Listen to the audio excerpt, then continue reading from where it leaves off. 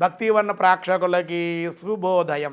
17/2/2024 స్వస్తి శ్రీ చాంద్రమాన స్వాభకృతనామ సంవత్సరం ఉత్తరాయణం శశర ఋతౌ మాఘమాసం శుక్లపక్ష అష్టమి శనివారం. అష్టమి మధ్యాహ్నం 1:13, కృత్తికా నక్షత్రం మధ్యాహ్నం 1:39 వరకు, వర్జిన్ తెల్లవారు 5:30 వరకు, దుర్ముహూర్తం ఉదయం 6:30 8:01 వరకు, సూర్యోదయం 6:30 6:30, సూర్యాస్తమయం 5:57, అమృత గడి ఉదయం 11:19 నుండి 12:52 వరకు, రాహుకాల ఉదయం 9 గంటల నుండి 10:30 వరకు, శుభ సమయం లేదు ఈరోజు. ఐంద్రవయోగం సాయంత్రం 6:23, భవ మధ్యాహ్నం 1:18, బాలవ రాత్రి 12:52. ఈరోజు విశేషం భీష్మాష్టమి. మాఘమాసంలోనే భీష్ముడు ఈవేళ చనిపోయాడు. ఈవేళ నుంచి ఏకాదశి వరకు కూడా పంచప్రాణాలు కదండి, 5 ప్రాణాలు అష్టమి నుంచి ఏకాదశి వరకు కూడా వెళ్ళిపోయి ఏకాదశి ద్వాదశి ప్రవేశించే సమయంలో, ఏకాదశి ద్వాదశి సమయాల్లో ఈ అష్టమి నుండి మొదటి ప్రాణం పోయింది. ప్రాణ అపాన ఉదాన సమానాలు అంటామే, 5 ప్రాణాలు రోజుకి ఒక్కొక్క ప్రాణం చెప్పిన అలా పోయిందన్నమాట.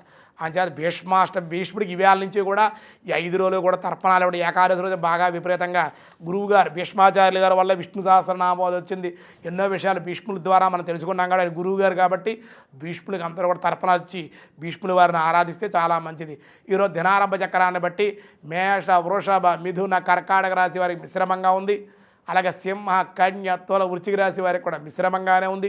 ధనస్సు, మకర, కుంభ, మీనరాశి వారికి కూడా అంత అనుకూలంగా లేదు అనే చెప్పడం జరుగుతోంది. భగవద్గీతలో 16 అధ్యాయాలు కృష్ణ పరమాత్మ ఏం చెబుతున్నారో చూద్దాం.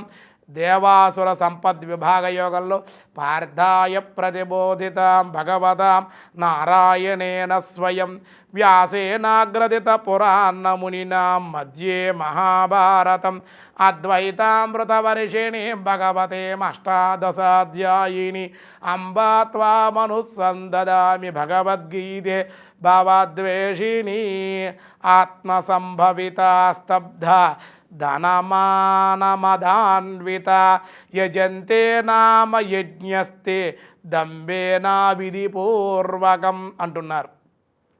వారు తమకు తామే గొప్పవారమని ఆసురీ స్వభావం కలిగినటువంటి వాడు అనుకొనుచు గర్వితుడై ధన దురహంకారి అయి కన్ను మిన్ను గానక ప్రవర్తిస్తూ ఉంటాడు. శాస్త్రవిరుద్ధంగా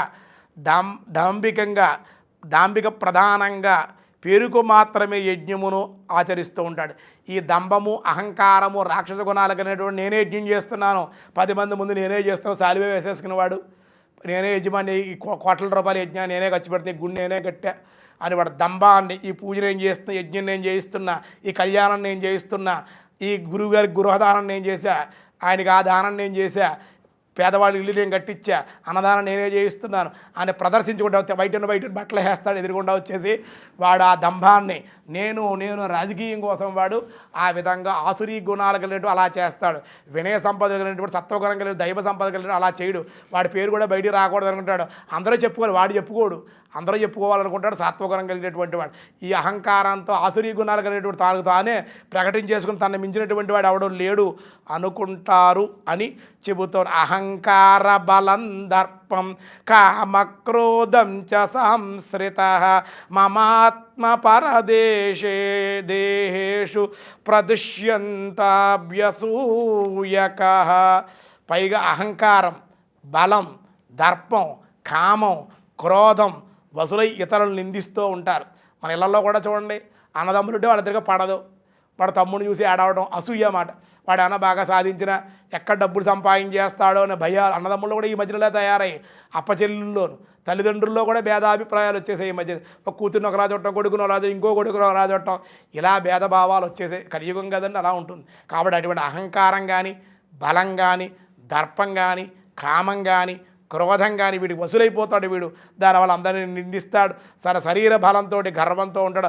అంతర్యామిగా ఉన్న భగవంతుని కూడా ద్వేషిస్తూ ఉంటాడు. ఇతరులను తిడతాడు కదా, మరి వాళ్ళ హృదయంలో భగవంతుడు ఉండడా? కాడు అలా తిడతాడు. గుడికి వెళ్ళాలా, అది ఇచ్చేయాలా, నాకు ఇప్పుడు పార్టీకి వెళ్ళాలి, పనుంది, ఫంక్షన్ ఉంది, నేను కేక్ కొయ్యాలి, బాగ్ కొయ్యాలి, చాక్ కొయ్యాలి, ఇలా రకరకాలుగా వాడు శారీరక సుఖాలు, కుటుంబ ఆనందం ఇదే చూసుకుంటాడే కానీ త్యాగం చేద్దాం, ఒక దేవాలయానికి వెళ్దాం అనేటువంటి గుణాలు, ఒక దానం చేద్దాం, ధర్మం చేద్దాం, మంచిగా ఉందాం అనేటువంటిది వాడికి ఉండదు. ఈ విధంగా ప్రవర్తిస్తాడని కృష్ణ పరమాత్మ విశేషమైనటువంటి ఆసురీ సంపద గుణాల గురించి తెలియజేస్తూ ఉన్నారు. ఈరోజు స్వస్తి, మిగతా విషయాలు రేపు చూద్దాం.